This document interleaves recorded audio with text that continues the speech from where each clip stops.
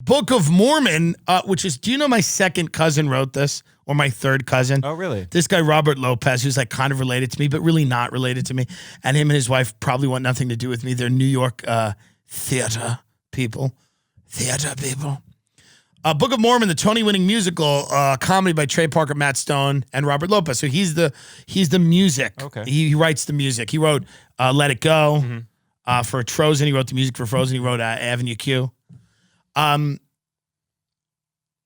The show's irreverent depiction of Africans has been much discussed topic in theater circles since matters of Broadway's entrenched racism took on a renewed scrutiny followed last summer's BLM protest. In a People TV interview, original cast member Josh Gad asked about a potential film adaptation, said, "I don't know that the show could open today and have the same sort of open arm response that it did then. It's not to say that it's less significant or wonderful or incredible as a musical. I just think the nature of the art to adapt." Isn't it a book about Mormons who are ridiculous? Yeah.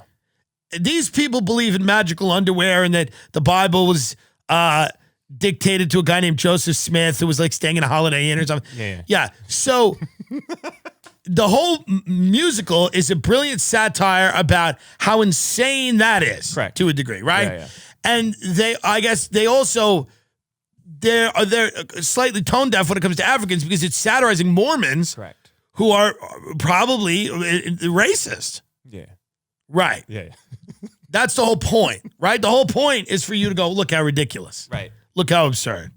Not, well, they got a point. Right. But that's the fear. The fear is that people go there and they sit down in a Broadway theater in the middle of Manhattan and go, yep, they're right. They're right about black people.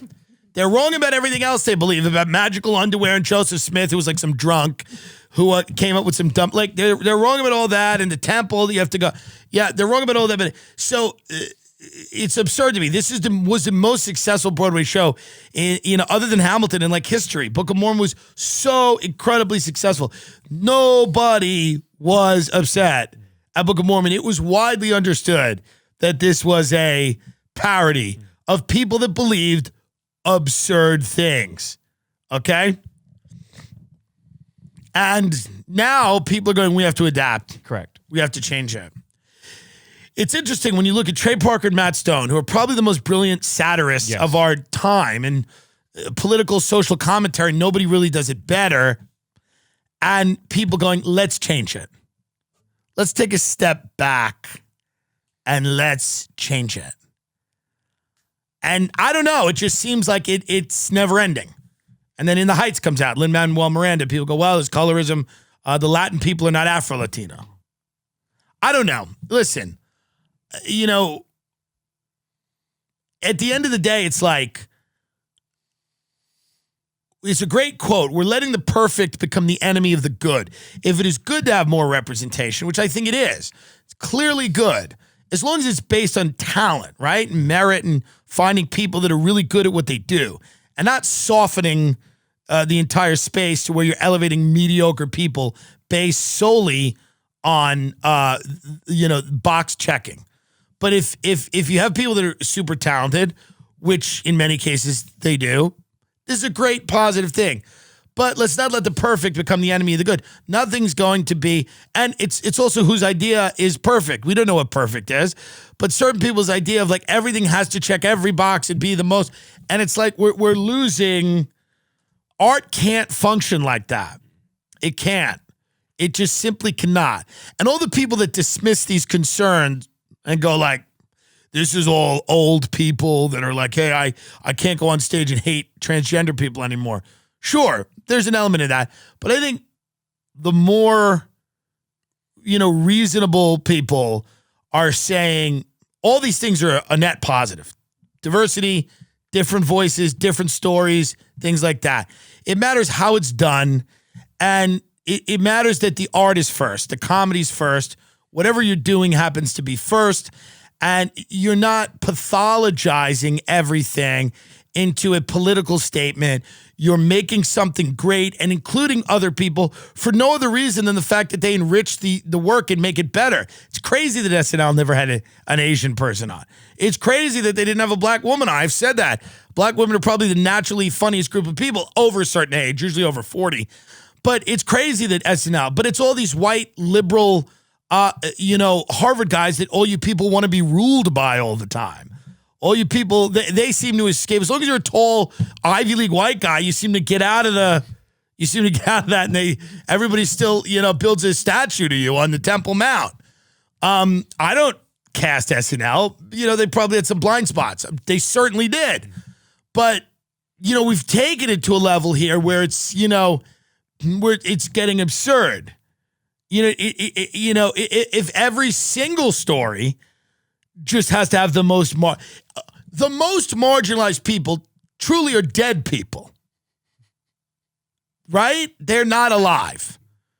They don't have the privilege of even drawing breath. So if we take this to its logical conclusion, we're all necrophiliacs. Because if you're alive, there's some level of privilege in being alive. So if we're gonna have to put a bunch of corpses in a room and call it the Christmas Story. If that's what we're really going to do.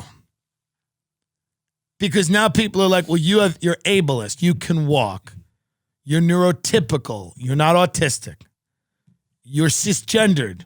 So you're the gender that you were born as. You're straight. You're not queer. So again, we're going down the line here, and it just seems a little ridiculous. And we all know that. And there's really no way out of it, per se. So that's why there'll probably be some type of, there's a split happening, and it's pretty big. The people that are on TV right now that have their own shows have far less followers on Twitter and Instagram than I do, and other people that are online. One of the reasons for that is the eyeballs are leaving TV and they're going to the internet. How do people try to colonize the internet? What a word, colonize. We don't know, but it's coming. It's coming, and you see the split. And the people that are on one side of the split are in a fit of rage. I don't care. I can enjoy shows like Hacks on HBO and say they're fun shows. But a lot of the same people in that part of the entertainment business are somehow angry that there's people online that have money and that have a following.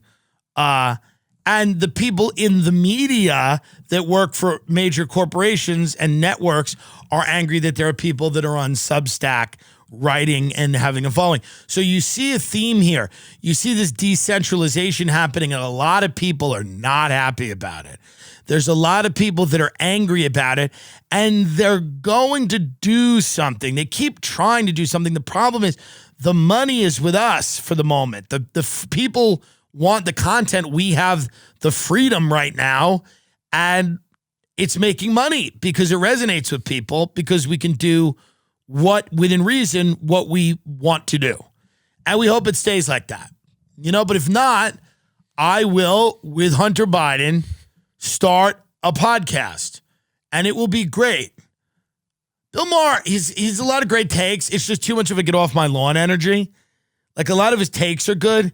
It's just couched in and again, it's my same thing. It's like him, Kimmel, Fallon, Colbert. Just go. Yeah. Just go. You've been around for too long. You did it. You had it. We have the same. These networks are terrified of replacing these people. They tried it with Lily Singh. It bombed. They're terrified. They're terrified of what the new late night shows will look like because of everything I just mentioned. But give me one. Give Shane Gillis one. Give Nick Mullen one. Wouldn't it be great? You want to see that guy, that writer, Seth Simons, you want to see his head melt?